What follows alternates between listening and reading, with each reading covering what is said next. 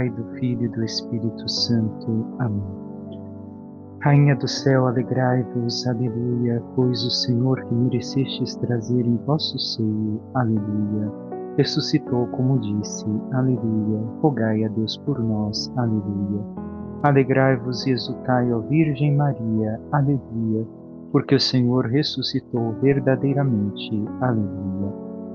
Oremos, ó Deus, que vos dignastes alegrar o mundo com a ressurreição do vosso Filho, concedei-nos por sua mãe, a Virgem Maria, o júbilo da vida eterna, pelo mesmo Jesus Cristo, Senhor nosso. Amém. Caríssimo irmão e irmã, hoje nos encontramos para meditar a liturgia da quarta-feira da quinta semana da Páscoa. Cada vez mais nos encontramos perto das grandes solenidades, Ascensão do Senhor e também Pentecostes, onde encerraremos assim o ciclo do tempo pascal. E dentro disso, nos é colocado, uma vez mais, recordamos os evangelhos dos discursos de Jesus antes da sua partida, o encerramento do seu ministério, do mistério da sua encarnação, quando o Senhor finalmente subirá ao Pai, à sua glória, e de lá estará intercedendo por cada um de nós e nos auxiliando com a sua graça. Dito isso, sigamos o evangelho de hoje, onde continuamos com o capítulo 15 e temos um texto conhecido nosso, mas que devemos de aprofundar para a nossa vida. Naquele tempo, Jesus disse a seus discípulos: Eu sou a videira verdadeira, e meu Pai é o agricultor. Todo ramo que em mim não dá fruto, ele o corta, e todo ramo que dá fruto, ele o limpa, para que dê mais fruto ainda. Vós já estáis limpos por causa da palavra que eu vos falei. Permanecei em mim, e eu permanecerei em vós. Como o ramo não pode dar fruto por si mesmo, se não permanecer na videira, assim também vós não podereis dar fruto, se não permanecerdes em mim. Eu sou a videira e vós os ramos. Aquele que permanece em mim e eu nele, esse produz muito fruto, porque sem mim nada podeis fazer. Quem não permanecer em mim será lançado fora como um ramo e secará. Tais ramos são recolhidos, lançados no fogo e queimados. Se permanecerdes em mim, e minhas palavras permanecerem em vós, pedi o que quiserdes e vos será dado. Nisto meu Pai é glorificado, que deis muito fruto e vos torneis meus discípulos. Palavra da salvação, glória a vós, Senhor. Caríssimo irmão e irmã, nós vemos uma separação do Evangelho. A primeira parte do 1 ao 4, a segunda parte do 5 ao 8. E inicia a segunda parte parecido com a primeira parte. A primeira parte fala: Eu sou a videira verdadeira e meu Pai é agricultor. A segunda: Eu sou a videira e vós os ramos. Então, por isso, já entendemos daquilo que o Senhor está dizendo a nós. Já compreendemos um pouco daquilo que o Senhor está a nos dizer. E começa o Senhor dizendo que todo ramo que não dá fruto, o Pai o corta. Devemos de recordar quando são cortados os ramos. Os ramos aqui são os discípulos, como ouvimos na segunda parte, e são cortados no inverno. E adiante vai dizer que quem dá fruto, o Pai o poda. A poda é realizada na primavera. Dois tempos diversos, que nós podemos olhar e observar também na realidade da dimensão da nossa vida espiritual com Deus, da nossa caminhada na busca de Deus. Não no inverno da vida, na primavera da vida, não, mas na nossa situação espiritual, na relação com Deus. Devemos de ter presente em nós aquilo que ouvimos no Evangelho. A condição é estarmos, é permanecermos, é ficarmos plenamente unidos à videira verdadeira, que é o Cristo. E quem dá fruto, o Pai o limpa, o poda, para que dê mais fruto ainda. Nas podas da vida, os sofrimentos que nós muitas vezes não entendemos. Por que Deus permitiu que recordemos, Jesus também sofreu. Também nós passaremos por dificuldades, por assim dizer, para o nosso crescimento, tanto humano quanto espiritual. E se são as podas do Pai, por que reclamar? Por que não aceitar e ver que o Pai quer que nos purifiquemos, mudemos a nossa vida e demos o fruto que Ele espera de nós? Primeira coisa que devemos de ter claro, que a fé nos une. E esta mesma fé que nos une à videira verdadeira é exercitada através da oração, como já meditamos ao longo dos últimos dias. E se muitas vezes temos uma fraqueza interior, devemos de recordar que vem do fato de esquecermos Deus.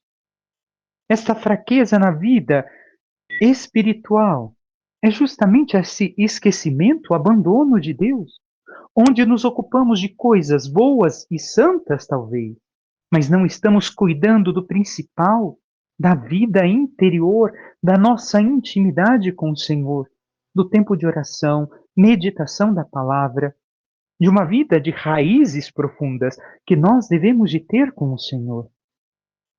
E isso é o que também vai nos ajudar a saber se somos ramos a serem cortados e jogados fora como palha, ou ramos que realmente permanecem no Cristo e devem de ser podados para dar mais frutos. E aqui devemos de ver o como traduzir isso para os nossos dias. Entendemos do ramo que o Senhor nos diz aqui. Mas podemos comparar a um carro elétrico. Se você abastece a bateria do carro elétrico, o que vai acontecer? Ele vai se mover por tantos quilômetros. Porém, se você não conectar outra vez para carregar a bateria, o carro vai deixar de funcionar. E isso muitas vezes acontece conosco na nossa vida espiritual. Nós nos carregamos em Deus. Ele é a fonte, entre aspas, da nossa eletricidade, da nossa vida. E seguimos, porém, vamos esvaziando o nosso tanque espiritual, ao ponto de que depois pensamos que conseguimos fazer tudo sozinhos e que não necessitamos retornar à fonte que nos alimenta, que nos sustenta, que nos ensina a realizar as obras e viver a fé da maneira devida. Como nós temos vivido a nossa vida de fé com o Senhor? Desta forma. Porque a maior parte dos cristãos podemos observar que assim agem, e aqueles que agem assim, hein? Porque veremos que muitos talvez se considerem cristãos, mas são os ramos retirados pelo Pai e jogados como palha ao fogo. Ainda devemos de recordar que de Jesus vem a linfa da nossa vida, justamente a seiva que nos sustenta, que é o Espírito Santo que nos dá a vida nova em Cristo, que nos une verdadeiramente à vivência da Sua palavra de forma interior, que brota no nosso interior e depois reflete na vida que vivemos exteriormente. Todos podem ver, como todos os discípulos ao longo dos séculos. É um grande erro acharmos, mais uma vez, que podemos tudo sozinhos, que vamos nos salvar sozinhos, que vamos nos transformar sozinhos, que vamos mudar a nossa realidade, o nosso mundo sozinhos. Talvez consigamos uma coisa ou outra, mas não será bem esta a verdade. É o Senhor que nos chama, é o Senhor que nos sustenta e necessitamos estar unidos a Ele. E ainda devemos de recordar por que o Senhor utiliza a videira ou a vide verdadeira para Ele. Porque a videira é justamente o símbolo do povo de Israel no Antigo Testamento. Quem estava na lei de Moisés e quem vivia a lei, pertencendo ao povo de Israel, pertencia à videira. Jesus está dizendo que já não é mais o povo o viver somente a lei, mas ele é estar em Cristo, que é a garantia que estamos embaixo da nova aliança, que pertencemos à verdadeira videira, que somos o verdadeiro povo de Deus. O Senhor muda o foco. Não é mais o povo, um sangue, uma raça e uma lei, mas Ele que nos faz participantes desta videira, deste povo de Deus. O Senhor ainda diz: vós já estáis limpos por causa da palavra que vos falei, porque estão se esforçando por estar na palavra, como meditávamos ainda ontem. Viver a palavra de Jesus. Estar unidos a esta mesma palavra. Por isso eles estão limpos, porque estão se esforçando em estar unidos ao Cristo. Não é somente por terem escutado, mas por buscarem viver. E tenhamos presente em nós. Não é facultativo estar em Cristo, mas é necessário, extremamente necessário. Ele deve de ser o centro da nossa vida. Devemos de crescer cada vez mais em Cristo e mudar toda a nossa mentalidade, a nossa vida, para aquilo que Deus nos ensina e nos inspira a viver na sua graça, e não somente na natureza, não somente uma vida natural, mas a vida sobrenatural, que supera tudo aquilo que vivemos. E quando o Senhor nos purifica, na medida que a sua palavra passa por nós, passa em nossa vida, e aqui devemos de ter presentes que é a fé que nos purifica, não as obras. São João coloca o foco aqui na fé, não nas obras. Obra é consequência da fé. A fé nos purifica por quê? Porque nos resgata da contaminação das coisas terrenas, do apego às coisas naturalistas, onde nos afastamos de Deus e buscamos somente viver uma vida terrena, esquecendo da eternidade. E nós temos vivido assim, nos afastando pouco a pouco de uma mentalidade meramente terrena para vivermos a profundidade do sobrenatural que o Senhor nos ensina e nos propõe. O Senhor pede a nós: permanecer em mim e eu permanecerei em vós. O que quer dizer o Senhor? Para permanecermos na sua palavra. De que forma? Pela meditação de sua palavra, pela contemplação, que não é somente eu escutar, eu ler de forma superficial, mas buscar meditar, compreender aquilo que o Senhor quer de mim, aprofundando na oração, vivendo na intimidade. Muitos cristãos hoje não querem mergulhar na palavra de Deus, não encontram tempo para isso. E eu e você, temos encontrado este tempo? Temos meditado, contemplado a palavra do Senhor? Não vamos conseguir fazer nada por nossa iniciativa. Se não permanecermos na Sua palavra, ficaremos somente no nível naturalista da vida e não realizaremos aquilo que nos é proposto no Evangelho. Não alcançaremos verdadeiramente a salvação da forma que o Senhor nos oferece. Para produzir os frutos que Jesus nos fala, devemos de recordar os frutos aqui são frutos não de índole natural, mas sobrenatural. E é necessário para isso a oração e a meditação da palavra de Deus. A iluminação do Espírito Santo por causa desta meditação em nós nos guiará ao como realizar, ao como viver, ao como nos unir verdadeiramente ao Senhor Jesus. E transformará plenamente a nossa vida como a dos santos. A nossa união com Cristo, como nos diz ele no Evangelho, deve de ser vital, visceral. Ela deve de vir do nosso interior, deve estar na fibra da nossa existência, ao ponto de sermos totalmente dependentes de Cristo. Muitos hoje, e devemos de nos questionar, vivem de forma exterior. Vivem um parentesco com Jesus como, eu vou na igreja, eu rezo e tal, mas depois ao sair da igreja, ao sair da missa, vivem uma vida, entre aspas, normal, como qualquer um que não tem fé.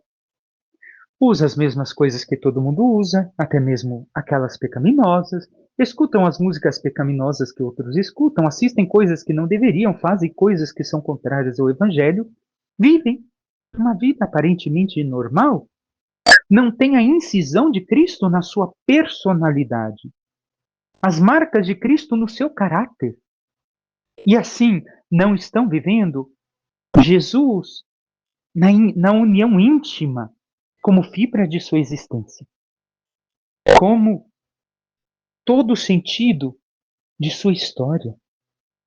E eu e você, meu irmão, minha irmã, temos vivido desta forma com Jesus?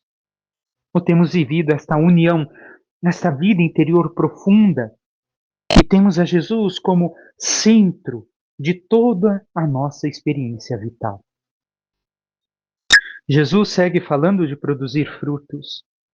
Os frutos aqui não é somente os frutos que vamos produzir, mas os frutos produzidos em nós, que é a vida transformada pelo Espírito Santo, a nossa conversão, mudança de vida, abandonando a vida passada, os pecados e vivendo cada vez mais a graça e a santidade, e através de nós outras vidas serem tocadas por causa da experiência de vida e intimidade que temos com o Senhor Jesus. Para isso, é necessário muita oração e meditação. Muita vida oculta com Deus, como uma árvore tão grande que necessita de raízes profundas. Também nós necessitamos ter raízes profundas com Deus. Recordando que o discípulo refaz a vida de Cristo e o próprio Jesus teve uma vida muito profunda com o Pai, muito mais do que aquilo que realizou no ministério público nas suas ações exteriores. O problema é que nós queremos fazer muito e rezar pouco. Queremos agir muito, mas ter pouca intimidade com a palavra, com a oração, com os sacramentos. Assim, nós não estamos replicando Jesus Cristo. Nós não estamos sendo, assim, ramos desta videira. Não estamos nos alimentando da linfa do Espírito Santo. O quanto temos nos esforçado para que isso seja fato em nós, meu irmão, minha irmã?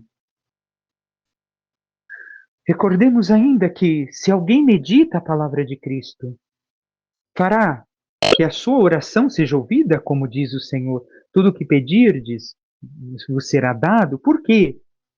Porque se a palavra de Cristo está no seu interior, fará a oração que possa ser ouvida, porque medita e vive a palavra de Deus, e não a sua vontade, e não os desígnios de uma vida naturalista humana, mas aquela vida sobrenatural que Cristo nos oferece. E ainda, para recordar, a fecundidade ou esterilidade nossa se dá na medida que nós, enquanto discípulos, vivemos em união com Jesus. Quanto mais unidos, mais damos vida. Quanto menos unidos, menos damos frutos. E também, para isso, é necessário a nossa fidelidade às exigências da nossa fé. Não podemos desfazer das exigências da fé, dos ensinamentos da fé e viver de qualquer jeito, porque senão não daremos os frutos que o Senhor espera. E nem se produzirão os frutos em nós. Mais uma vez, temos nos esforçado para sermos verdadeiramente ramos unidos à videira? Ou somos ramos secos, como palha, que fazemos, mas tudo o que fazemos, até mesmo na pastoral onde estamos, não produz vida sobrenatural, nem em nós e nem nos outros. Está falha a nossa comunicação com a videira. E isso é um perigo. Por quê? Porque não é pelo muito fazer que nós vamos nos salvar, mas a fé com obras, as duas coisas unidas.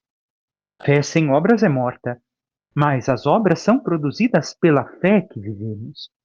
E temos assim agido, irmão e irmã. E todas as ações que produzimos na nossa vida, no dia a dia, no trabalho, em casa, até mesmo na pastoral onde estamos na igreja, são frutos da nossa íntima união com Cristo? Passemos brevemente pelo Salmo. Que alegria quando ouvi que me disseram: vamos à casa do Senhor.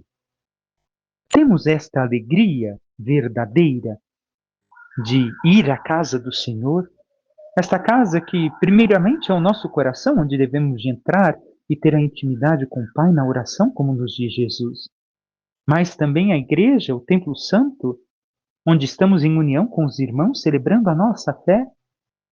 Ou vamos somente para cumprir preceito empurrando com a barriga? Então, um salmo que não vivemos. Se é assim que estamos, um salmo que não toca em nós, dizemos a boca para fora, mas não transforma o nosso ser.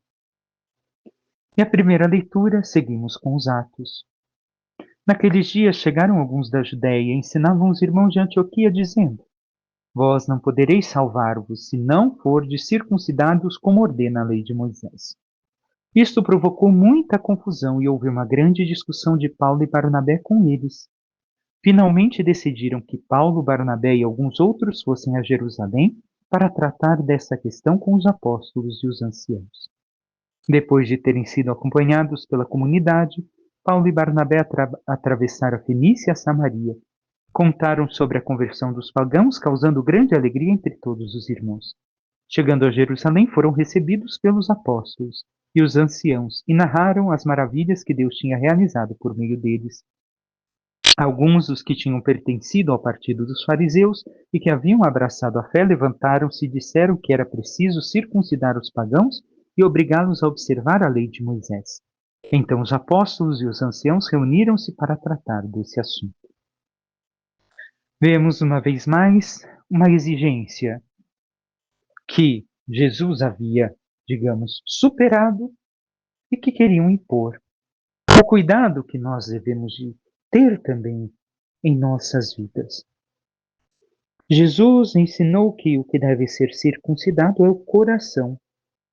O nosso coração deve ser circuncidado, estar à mostra para o Senhor, arrancando tudo aquilo que o protege do Senhor, o impede de estar com o Senhor. E não somente atos exteriores. Muitos hoje, com a volta do paganismo e a força do paganismo no mundo, até mesmo vivendo o catolicismo, querem implicar certas práticas exteriores sem que suas vidas sejam transformadas. E sabemos como vai continuar essa discussão nos Atos dos Apóstolos, que depois Paulo vai enfrentar Pedro, e isso escutaremos em especial amanhã. Por quê? Porque devemos de recordar, não bastam atos exteriores. Eu posso enganar a qualquer um, mas a Deus não. E Deus conhece o coração. E o que Ele quer é que o nosso coração seja transformado pela sua graça. E que todos os atos que fazemos, rezar um terço, fazer isso ou aquilo, sejam como um adubo a nos fazer crescer na fé. Se eu só vivo de ato exterior para demonstrar aos outros, ou para fingir que vivo uma vida diante de Deus que no fundo eu não vivo, porque Deus vê todas as coisas, eu vivo o pecado e finjo com gestos exteriores que estou vivendo a fé, sinto muito, estamos realizando tudo de forma errada. Então, vivamos aquilo que deve de ser vivido. O exterior deve de mostrar também aquilo que está no interior. Uma coisa deve de acompanhar a outra e não devemos de querer impor a outros ou a nós mesmos atos meramente exteriores que não venham provocar uma vida interior. Com isso, não estou dizendo que é para parar de rezar o terço ou fazer certas práticas de piedade, de modo algum, não entendamos mal. Se temos dificuldade, devemos de nos esforçar em realizá-las, mas devemos de olhar e o que isso está mudando em minha vida? Porque a oração deve de me converter, de me transformar, e não ser um simples fato para que os outros vejam ou para que eu tente enganar a Deus, como se Deus fosse possível de enganar. Peçamos à Santíssima Virgem Maria, nossa Mãe, que interceda por cada um de nós e nos ajude a vivermos desta linfa, desta seiva que é o próprio Cristo, unidos verdadeiramente a Ele, e que o Espírito Santo possa assim transformar as nossas vidas de uma forma tão profunda e sobrenatural, ao ponto que realizemos tudo aquilo que o Senhor nos pede, vivamos em profundo amor e sintonia com Sua palavra e com a Sua graça, para que cada vez mais nos deixando transformar pelo Seu Espírito, possamos assim chegar à santidade e um dia viver na glória dos céus. Louvado seja nosso Senhor Jesus Cristo, para que sempre seja louvado. Por intercessão da Santíssima Virgem Maria, de todos os santos e anjos de Deus, desça sobre vós, vossas famílias, vosso trabalho e tudo que vos pertence, a bênção do Deus Todo-Poderoso, Pai, Filho e Espírito Santo. Amém. Um santo e abençoado dia a todos.